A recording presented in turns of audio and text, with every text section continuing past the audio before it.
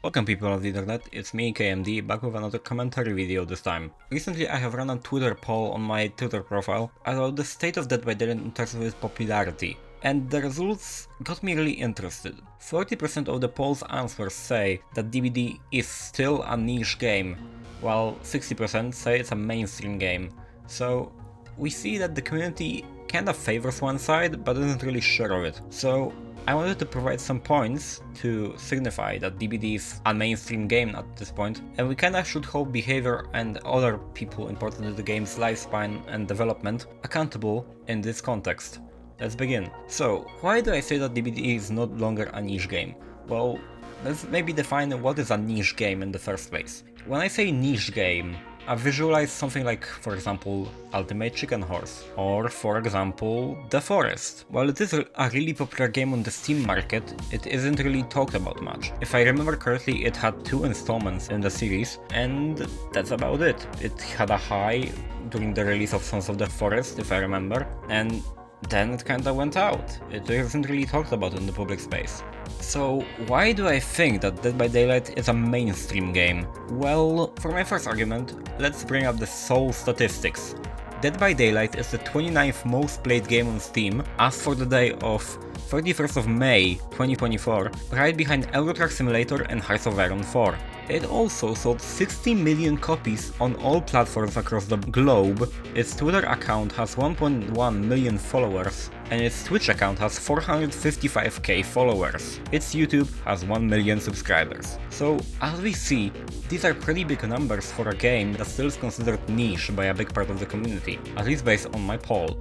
Another thing that I wanted to mention is that Dead by Daylight is really popular on social media. Dead by Daylight YouTube channels have a really big following. For example, Ozdarva. He has over 1 million subscribers on his main channel, even though he's mostly posting on his other channel, not Ozdarva. There are also smaller but as important names as Aaron and JRM. There's a lot of niches in the content creation sphere, like commentary videos, me, Bran, Kaiser. There's also people that make more of entertainment, like Kaito, Asimovs, lore fanatics, like as I mentioned, Asimovs and Pixelbush.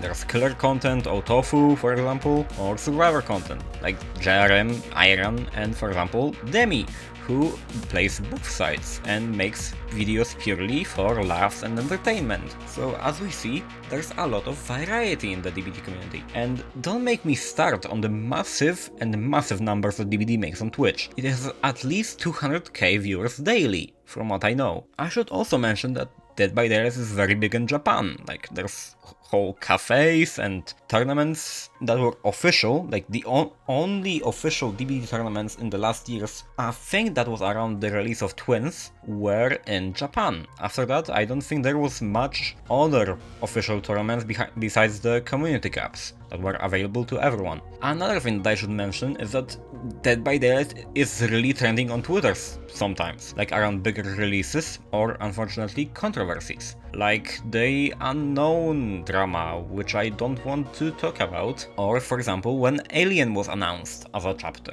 There were a lot of news outlets posting about it on Twitter and on their news outlet pages.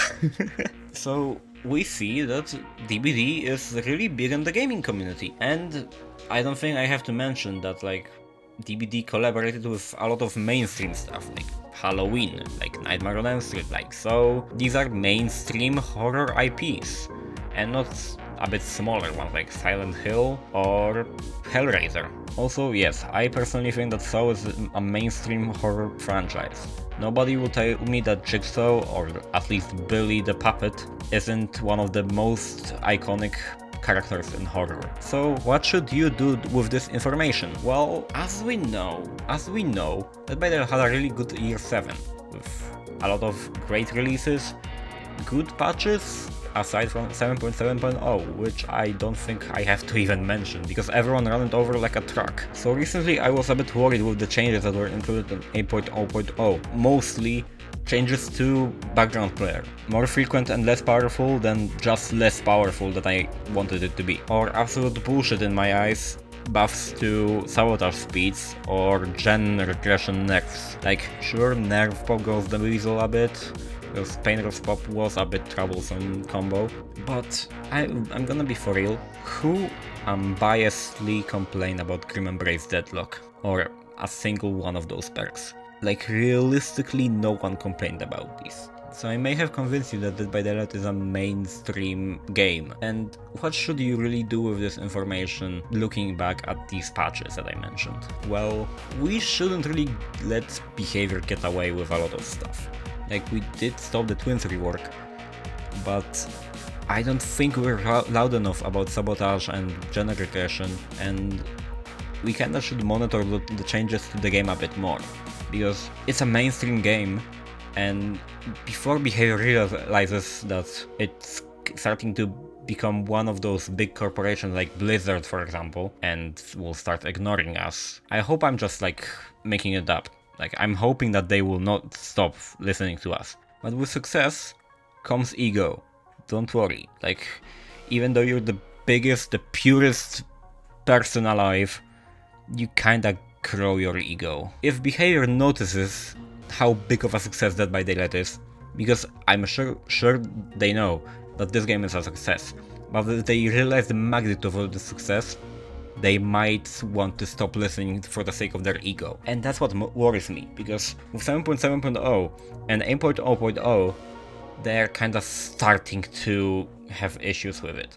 Because yay, cool, Vecna was buffed a bit, but they acknowledge something without acknowledging the other stuff, and we shouldn't really let them get away with it. So my proposition, when we see a change that could worry us, maybe let's be a bit louder than we were when 8.0.1 was announced and the gen regression changes were announced. Because I feel like while we complain, we don't complain enough. Like, let's not panic. Let's be realistic. Let's not panic, but maybe try to complain on the level like you did with Twins. Like, not start doom posting, but like I think that we should get more voices than more volume in our discussions. So my point is, complaining is good if it's constructive. So be civil, but let there be a lot of you that are civil with your complaining and your critique of the video game, because we might just lose it soon if we don't do it now. Because Dead by Daylight is a really big game, but with big games and the developers of the big games causes them to become big developers, and I'm not talking about the size of the company, I'm talking about the sizes of their ego. I'm sure that Behaviour has really passionate developers that have big hearts, and no, I'm not like sucking up to them because I want to Twitch them or something. Like, that's my internal feeling.